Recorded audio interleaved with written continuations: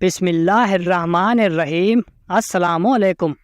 دو نوجوان حضرت سیدنا عمر رضی اللہ عنہ کی محفل میں داخل ہوتے ہی محفل میں بیٹھے پھر ایک شخص کے سامنے جا کر کھڑے ہو گئے اور اس کی طرف انگلی کر کے کہنے لگے، اے عمر، یہ ہے وہ شخص۔ حضرت عمر نے ان سے پوچھا، کیا کیا ہے اس شخص نے؟ وہ کہنے لگے، امیر المومنین، اس نے ہمارے باپ کو قتل کیا ہے۔ کیا کہہ رہے ہو؟ اس نے تمہارے باپ کو قتل کیا ہے؟ حضرت عمر نے پوچھا۔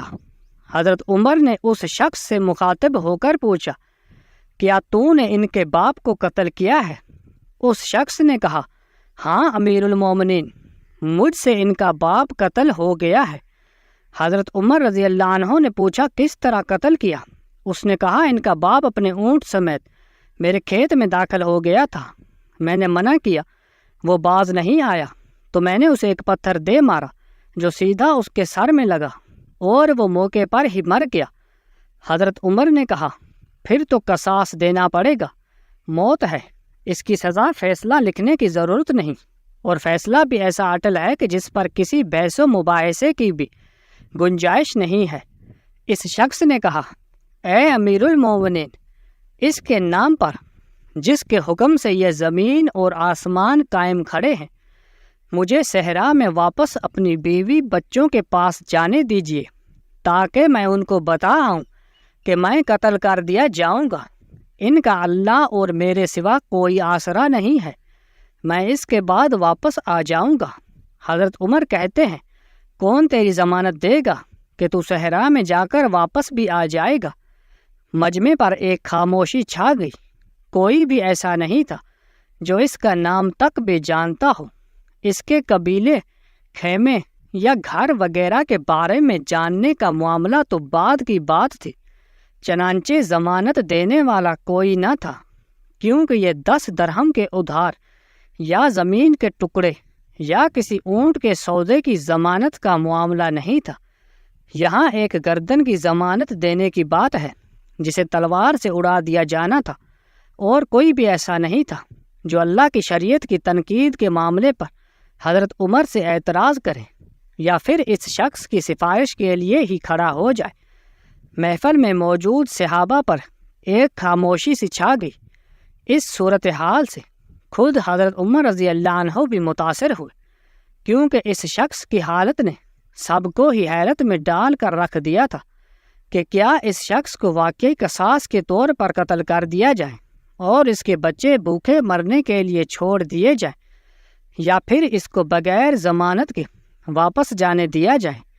اگر واپس نہ آیا تو مقتول کا خون رائیگاں جائے گا۔ خود حضرت عمر سر جھکائے افسردہ بیٹھے تھے۔ اس صورتحال پر سر اٹھا کر التجا بھری نظروں سے نوجوانوں کی طرف دیکھا اور فرمایا، معاف کر دو اس شخص کو۔ نہیں امیر المومنین، جو ہمارے باپ کو قتل کرے اس کو چھوڑ دے، یہ تو ہو ہی نہیں سکتا۔ نوجوانوں نے اپنے آخری فیصلہ بغیر کسی جھجک کے سنا دیا۔ حضرت عمر نے ایک بار پھر مجمع کی طرف دیکھ کر بلند آواز سے پوچھا، اے لوگوں، کوئی تم میں سے ہے جو اس کی ضمانت دے؟ چنانچہ حضرت ابو ذر غفاری رضی اللہ عنہ اپنے زہد و صدق سے بھرپور بڑھاپے کے ساتھ کھڑے ہو کر کہنے لگے، میں ضمانت دیتا ہوں اس شخص کی۔ حضرت سیدنا عمر نے کہا، ابو ذر، اس نے قتل کیا ہے، چاہے قتل ہی کیوں نہ کیا ہو۔ حضرت ابو ذر نے اپنا اٹل فیصلہ سنا دیا۔ حضرت عمر نے کہا، جانتے ہو اسے؟ حضرت ابو ذر نے فرمایا، نہیں جانتا۔ حضرت عمر نے کہا، تو پھر کس طرح ضمانت دے رہے ہو؟ ابو ذر رضی اللہ عنہ نے فرمایا، میں نے اس کے چہرے پر مومنوں کی صفات دیکھی ہیں اور مجھے ایسا لگتا ہے یہ جھوٹ نہیں بول رہا، انشاءاللہ یہ لوٹ کر واپس آ جائے گا۔ حضرت نے پھر فرمایا، ابو ذر دیکھ لو، اگر یہ 3 دن میں لوٹ کر نہ آیا تو مجھے تیری جدائی کا صدمہ دیکھنا پڑے گا۔ امیر المومنین، پھر اللہ مالک ہے۔ ابو ذر نے اپنے فیصلے پر ڈٹے ہوئے جواب دیا۔ چنانچہ وہ شخص حضرت عمر سے 3 دن کی مہلت پا کر رخصت ہو گیا، کچھ ضروری تیاریوں کے لیے بیوی بچوں کو الوداع کہنے اور اپنے بعد ان کے لیے کوئی راہ دیکھنے کے لیے۔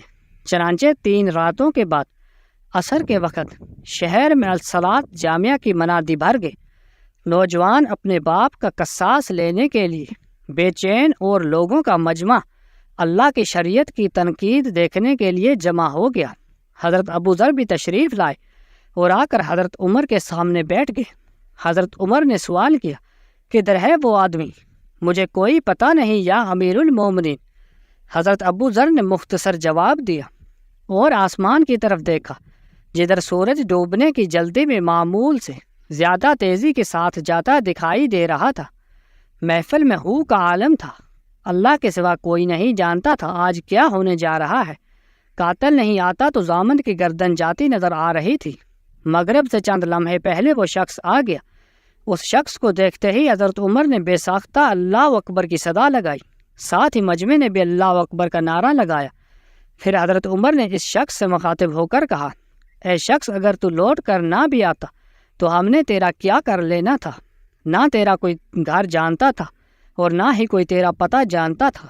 امیر المومنین، اللہ کی قسم، بات آپ کی نہیں ہے، بات اس ذات کی ہے جو سب ظاہر پوشیدہ کے بارے میں جانتا ہے۔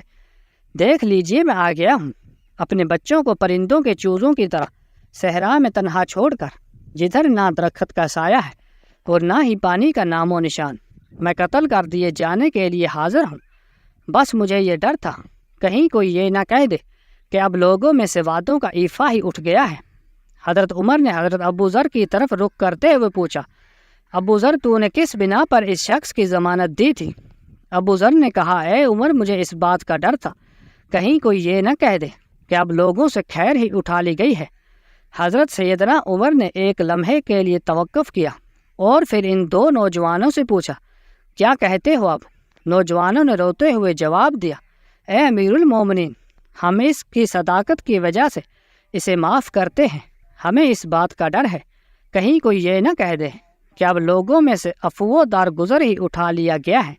حضرت سیدنا عمر اللہ اکبر پکار اٹھے اور آنسو ان کی داڑھی کو تر کرتے نیچے گر رہے تھے۔ سبحان اللہ۔